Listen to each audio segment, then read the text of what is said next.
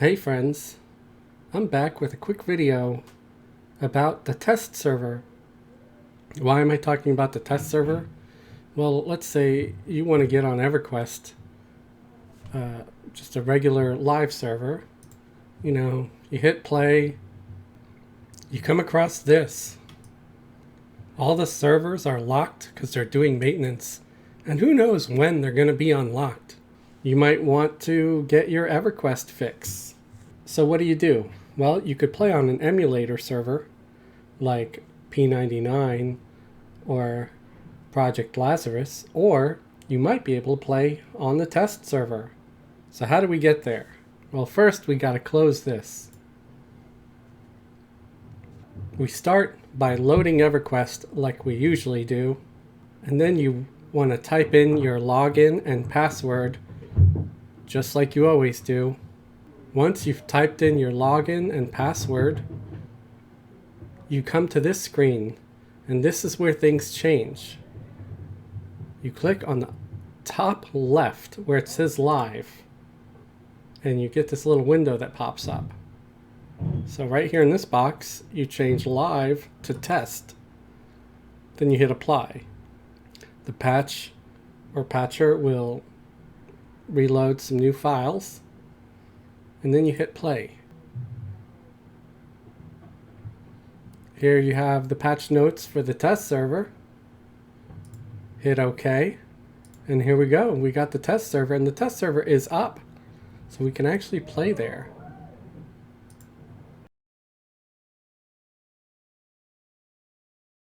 Once you're on the test server, select your character of choice, and here we are. We're on the test server, which looks a lot like one of the live servers. You've got the researchers here. There's other players hanging out. And even a couple of newbies, like that guy was level 2. Some of the anniversary NPCs are up. Yep, they've got the tents up with the merchants. So don't forget, this is a good time to get yourself a festive doll if you don't have one. I mean, if you have something that's better already, then yeah, I wouldn't worry about it. But you can get yourself a festive doll for free. That's probably going to appear on the live server soon too, and it gives you a 15 to all stats. There's also a commemorative copper coin that you can put in your range slot that gives you 10 save versus magic. And the festive doll goes in range, but it goes in primary and secondary too. There's also loaf of jum jum, or loaf of baked jum jum, which is a hearty meal. It's food that'll last you for a while. I wouldn't bother with the whirling bottle. It just spins you. It's basically like getting stunned. There's party cake, which has some stats and hit points, mana, endurance. Free beer. Everybody loves free beer. I would love to have a festival in my local town that gave away free beer. That'd be awesome. And then you also have a non-alcoholic drink that won't get your character drunk. That's called alcohol-free hard lemonade. And that gives you 5 to strength and agility, and it's just a regular drink. But it's also free, so if you're hard up on cash, don't forget to check those guys out. I'm sure, like I said, they'll probably appear on the live servers here soon, because it is mid-March, and that's when the anniversaries start. But yeah, if you want to play Everquest, and you can also copy your character. Like if you have a high-level main character that you like to port over to the test server, I think the command is /test copy. I will try to look that up, and I'll show it here on the screen for you, because just from memory, I might be wrong. But yeah, I've tested that command, and it does send a copy of your main character, or whatever character you want to copy, over to the test server, which is why Platinum doesn't really have much value here. because anybody can make a copy of a character that has, you know, a couple million platinum several times.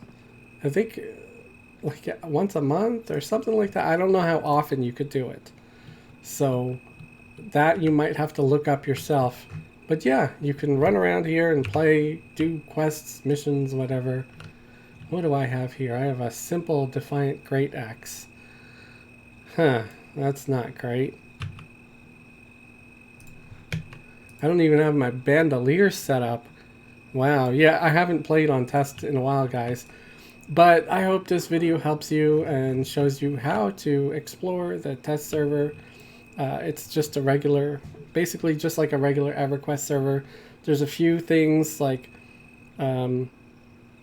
sometimes it'll go down with very little, no or little notice. So that can happen. Say you're in the middle of a dungeon or a camp and suddenly they'll announce server coming down in 20 seconds, log out, or what? Probably not 20 seconds, but maybe like 2 minutes or something like that. So you want to camp out right away. But yeah, when the servers are locked, I sometimes come here and play some of my characters. Some of these characters I made here many years ago before you could do test copy.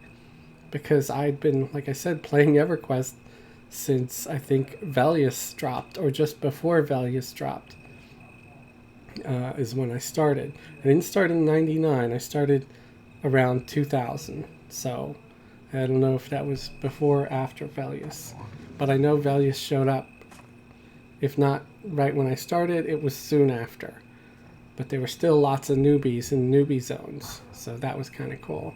No matter what race I played, there were newbies running around, which was awesome because I didn't feel so alone how some players can feel now if they try to play in some of the old cities. It's like crickets everywhere. No one's there. That's why they made Crescent Reach, I think, because that way everyone starts in the same city. They don't feel alone and secluded, and they could find someone to group up with, which I think was a really good idea. I know there's some of you that might feel like, oh, it killed the old zones. Those old zones were already dead. It didn't really kill them. What it did do is provide a place where the few new people that do come in won't feel so alone. And I agree with it. Thanks for watching. Remember, I have a Discord and a Patreon. I'd love to get more patrons. Please remember to like and subscribe. Have a great day and a wonderful tomorrow.